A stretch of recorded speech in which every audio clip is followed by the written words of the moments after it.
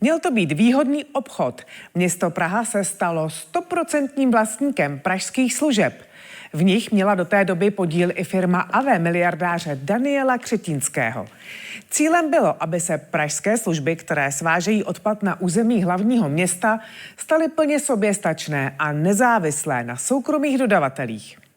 Jak jsme ale zjistili, to se překvapivě nestalo.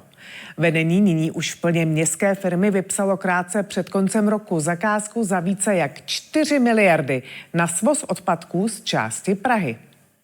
Jak je možné, že pražští politici nezasáhli? A proč před magistrátem demonstrovali popeláři? Ta zakázka je tak transparentně udělaná, jak jenom může být. To je jediné, co vám k tomu můžu říct. Děkuji. Za mě je ta zakázka z mnoha důvodů jevící se jako účelová, tendenční. Je to ušito pro AVE. Je to ušito tak, aby ten svoz mohl každý den probíhat.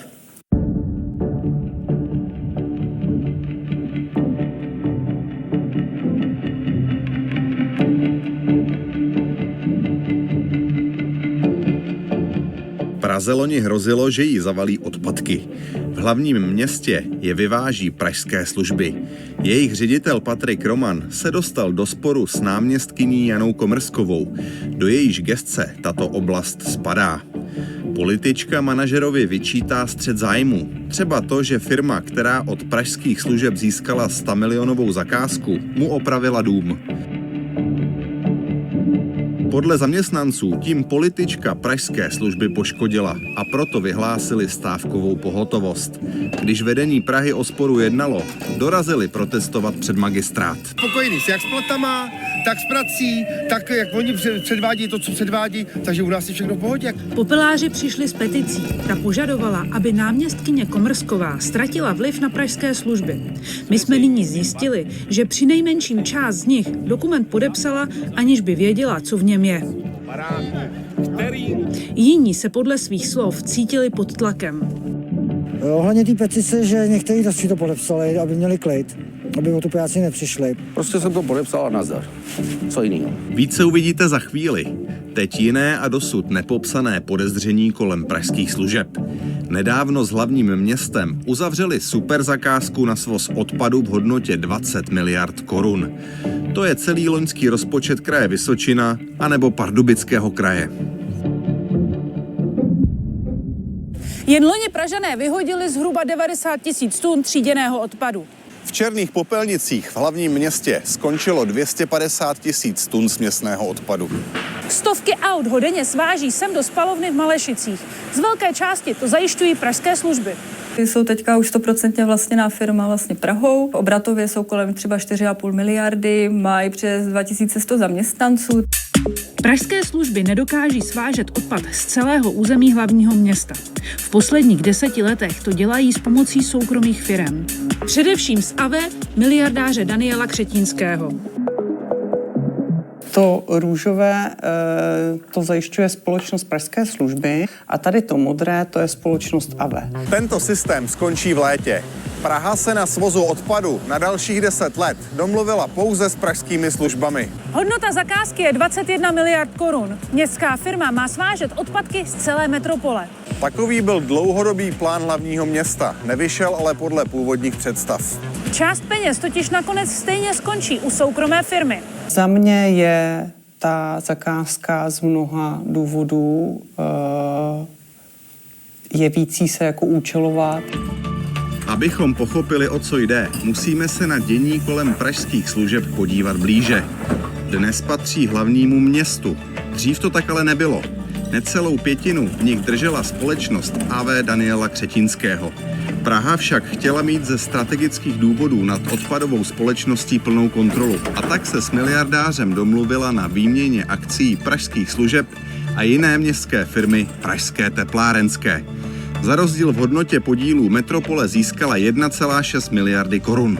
Hlavní město Praha získalo akcie společnosti, aby byla firma Pražské služby soběstačná, čili aby svážela ten odpad vlastními silami. Je to vlastně taková obrana proti nějaké závislosti na velkých dodavatelích. A to by od letošního roku znamenalo konec lukrativního biznisu pro soukromé firmy, zejména AVE. plán vlastně se nepodařilo zrealizovat v té praxi, protože pražské služby zatím vlastně tvrdí, že nemají dostatek kapacit pro celou Prahu.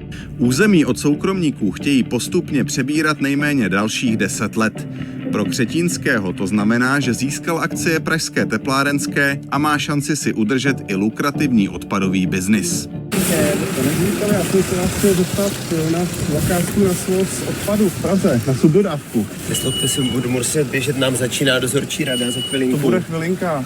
Vnímáte to jako nějaké riziko? Hleďte, my jsme vám k tomu poskytli veškerá vyjádření a dostali jste opravdu od nás kompletní odpověď, takže se nezlobte, já teď opravdu musím běžet. Proč to nezvládnete sami? Je potřeba si uvědomit, že 1/3 Prahy by znamenala stovky pracovníků navíc a více než 100 popelářských aut. To znamená, že v tuto chvíli proto nemáme dostatečné ani personální, ani technické kapacity. Soutěž za více než 4 miliardy korun na výběr subdodavatele vypsaly pražské služby den před Silvestrem. Jsem nejvíc smutná z té nepřipravenosti té zakázky na to převzetí. To je opravdu jako vlastně selhání. Podle pražských služeb je to ale vina vedení metropole. Smlouvu na svoz odpadu s městskou firmou podle nich podepsalo pozdě. Ve chvíli, kdy je jasně dáno, co si hlavní město bude u své městské společnosti objednávat, tak až v tu chvíli je možné se na to připravovat. Co jste předpokládali, že by si Praha u vás objednávala, než svoz odpadků z celého území? V téhle turbulentní době je vždycky lepší nepředpokládat, ale řídit se těmi jasně stanovenými pokyny. Musíme vždycky jednat s péčí řádného hospodáře. Přijde vám to lepší, že teď si musíte brát subdodávku za 4,5 miliardy, místo abyste si to dělali sami?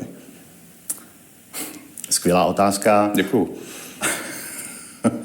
A v tuto chvíli asi nejsem kompetentní, abych na to odpověděl.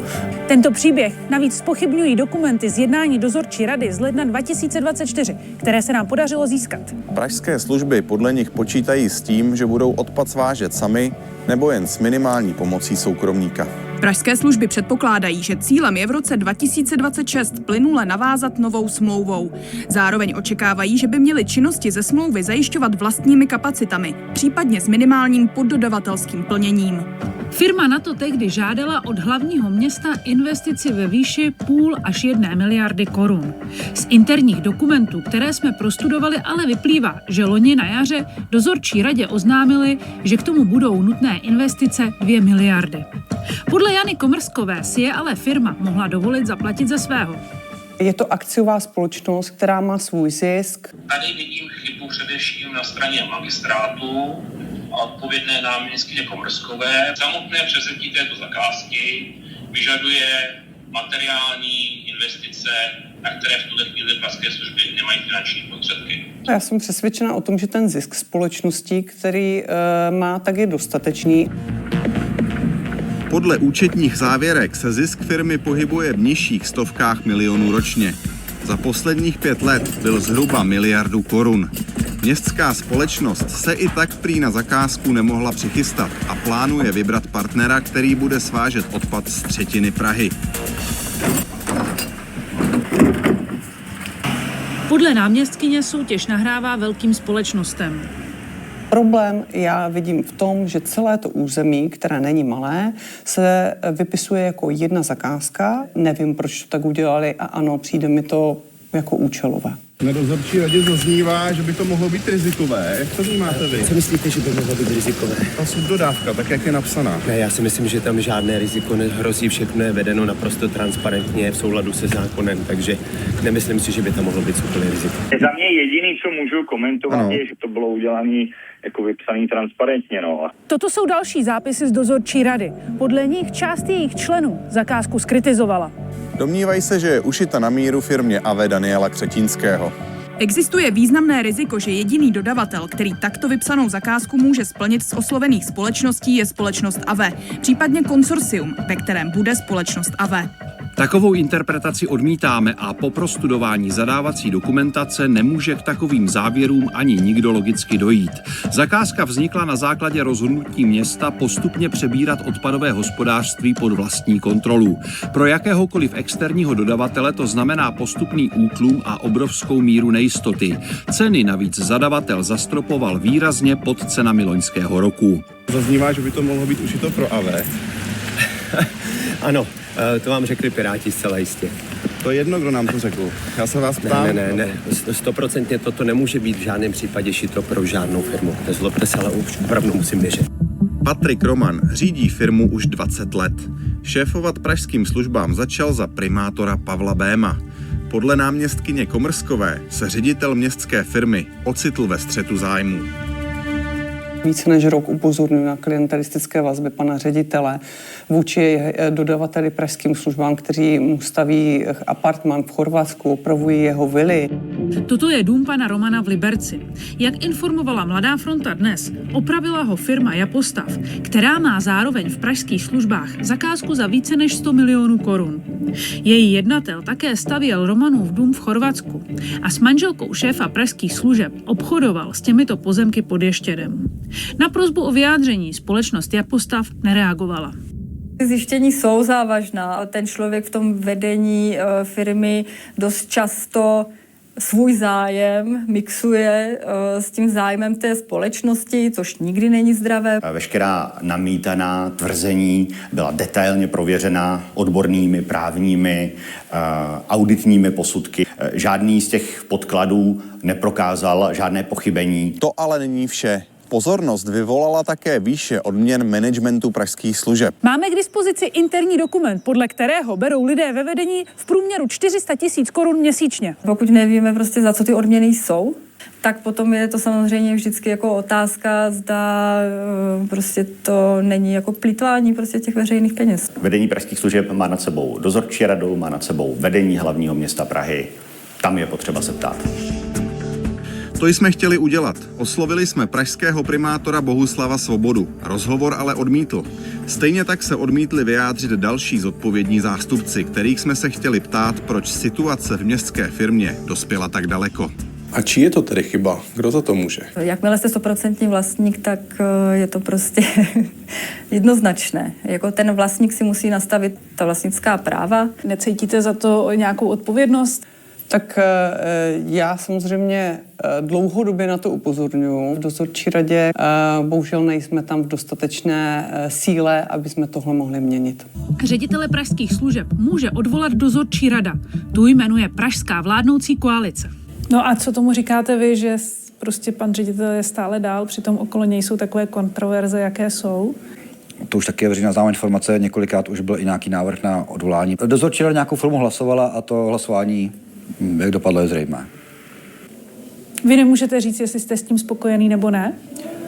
Takhle já osobně bych některé ty věci bral už za nějakou hranou. Spory mezi náměstkyní a šéfem pražských služeb vygradovaly loni.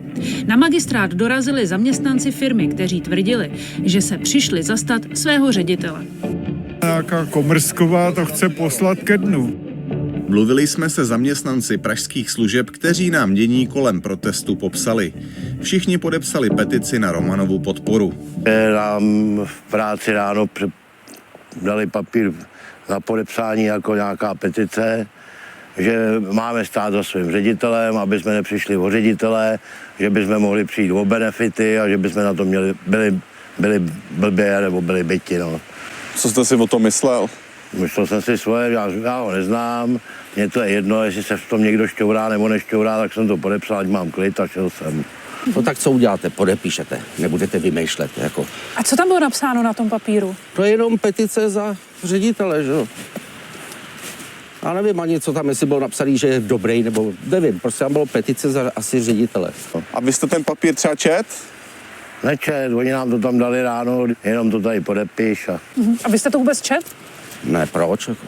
Prostě jsem to podepsal a nazdar. Co jiného? Mě tam atmosféra strachu.